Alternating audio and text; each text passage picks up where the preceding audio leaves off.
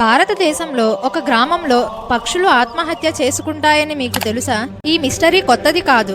ఎన్నో వందల సంవత్సరాల నుండి ఇలా జరుగుతుంటుంది అని అక్కడ ఉన్న స్థానికులు చెబుతుంటారు. అదెక్కడో కాదు, అస్సాంలోని కొండ ప్రాంతాల్లో ఉన్న జటింగా అనే గ్రామం. గట్టిగా ఉండే మబ్బులు, వర్షాలు, గాలి దిశలు వల్ల ఈ ప్రాంతం ఎప్పుడూ ఒక ప్రత్యేక వాతావరణాన్ని కలిగి ఉంటుంది. ప్రతి సంవత్సరం సెప్టెంబర్ నుంచి నవంబర్ మధ్యలో ప్రత్యేకంగా చీకటి రాత్రుల్లో వందల సంఖ్యలో పక్షులు ఆకాశం నుంచి నేరుగా కింద పడిపోతాయి.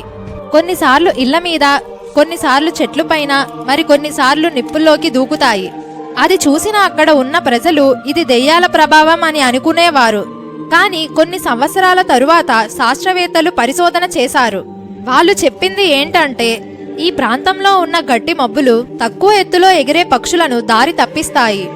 అలా దారి తప్పిన పక్షులు వెలుగు కనిపించగానే దాని వైపు వెళ్లి కంట్రోల్ కోల్పోయి కింద పడిపోతాయి.